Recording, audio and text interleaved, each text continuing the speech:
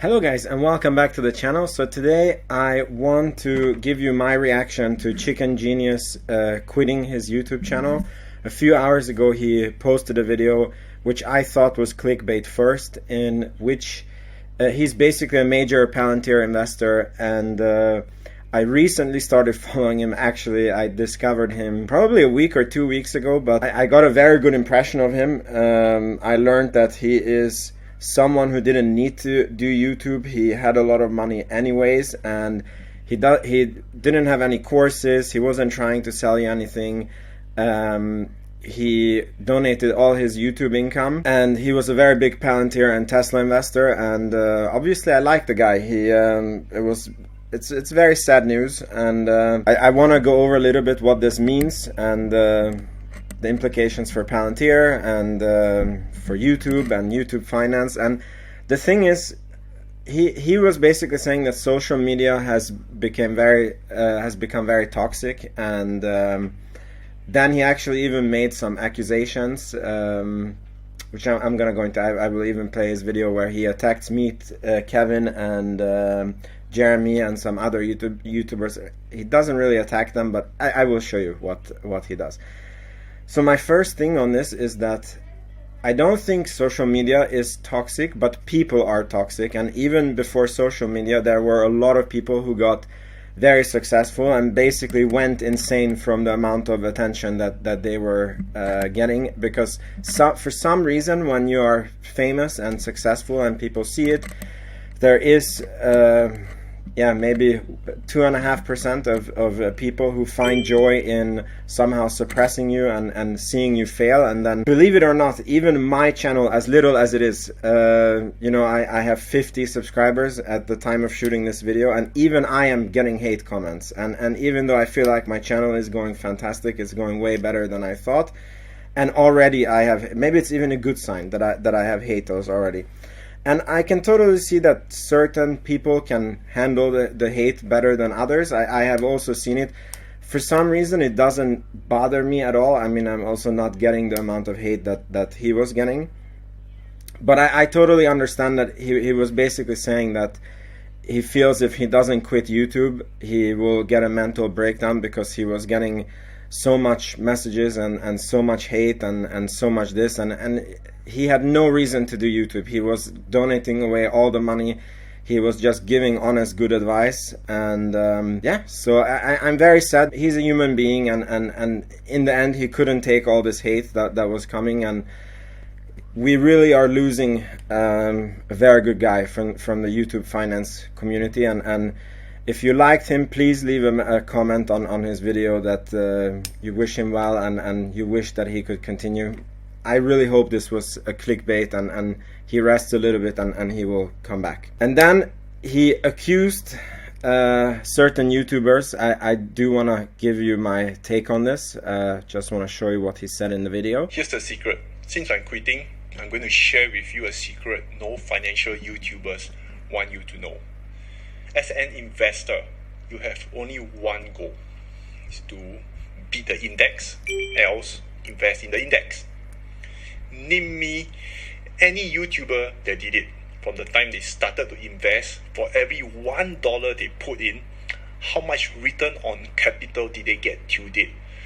I'm not talking about the millions they earn from selling courses and pumping into their portfolio. That's not counted. What is the return on capital they have achieved?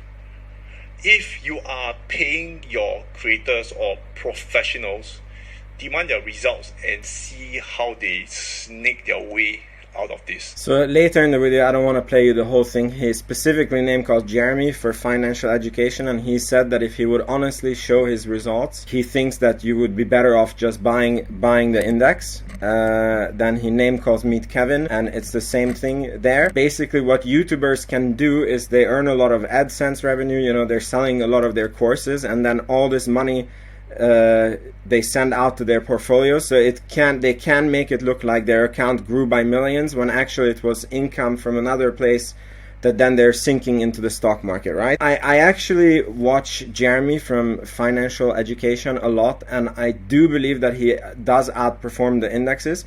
However, where Chicken Genius does have a point is that I also believe that if you follow what Jeremy says, but you don't do 100% what he says, so you don't make every move that he makes, you just hear that, oh, he recommends a stock, most probably you would be losing money. He has also done a lot of trades. You know, if you recommend and talk about a lot of stocks on your channel, and Jeremy talks about 50, 60 stocks, you can always go back to a stock and say that, you remember, back in March I said that this stock would go up, and it did go up. And then, you know, they forget to mention that the other 4 that they mentioned, it didn't pan out the way that. So it's very easy to, you know, selectively show your results. It's my belief that they have a lot of audience who, you know, can watch 1 or 2 videos here and there, and they make investment decisions, and that's really, really bad for them. On the flip side, I don't know about Meet Kevin. I don't like him personally, but I don't have any issues with him. But on Jeremy, he's extremely consistent, and I do believe that you can learn a lot from him. He has a style of investing. It's not exactly the same as mine. However, again, you do need to get financial information, you do need to get different viewpoints, and even if you turn on, what's your alternative? If you go to CNBC, 90% of the people are failed traders also. I mean, look at Gordon Johnson. I mean, I could give you 1,000 examples of, you know, people that are on TV. So it's really more like you have to judge for yourself, who is it that you're listening to, what is their motivation. Even if they're selling courses, I do believe that I have done a lot of courses in my life. I paid for them, and they did make my life better.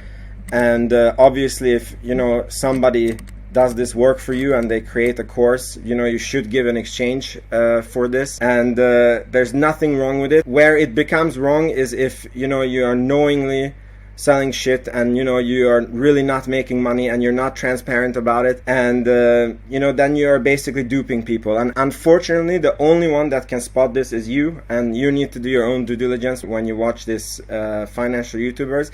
And you have to keep in mind that a lot of investors that you think are genius investors, they're actually very bad investors, but they are earning such good YouTube income. I want to give you a few examples here. One really big example is Graham Stephan. I really like the guy, and he's kind of transparent, but he's earning so much money from YouTube, and I actually wanted to do a video that breaks down how he invests. He is a super conservative investor. He has almost all of his money in the S&P 500. Lately started diversifying a little bit, and the thing is that he's not a great investor because he made so much money investing. He's a great businessman because he made so much money doing something that he liked, and then he's very safely investing that money, you know. Then you have someone like Tom Nash. Again, he's super transparent. He shows on his videos he's 50% wrong on his stock picks, and he tells you, you know, how you need to think as an investor, and you need to do your own due diligence, you know, when you're investing. But it's so easy to, you know, look at his subscriber count, look at his video, and think that he's a genius, and, you know, you should follow everything that you say. And again, he's a great businessman. He is earning a lot of money from his Patreon and from his YouTube ads, and that allows him to really be a long-term investor and not worry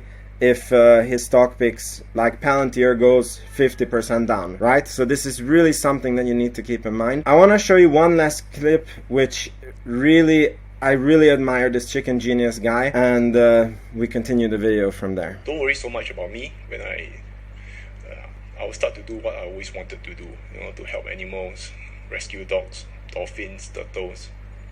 I'll be probably like picking up rubbish by the sea and volunteer at shelters. What a guy. It's really a shame that he's quitting. Thank you for everything that you have done, and you have been really a fantastic part of YouTube, and I really hope that you change your mind. And thank you for watching this video, and I will see you in the next one. Bye bye.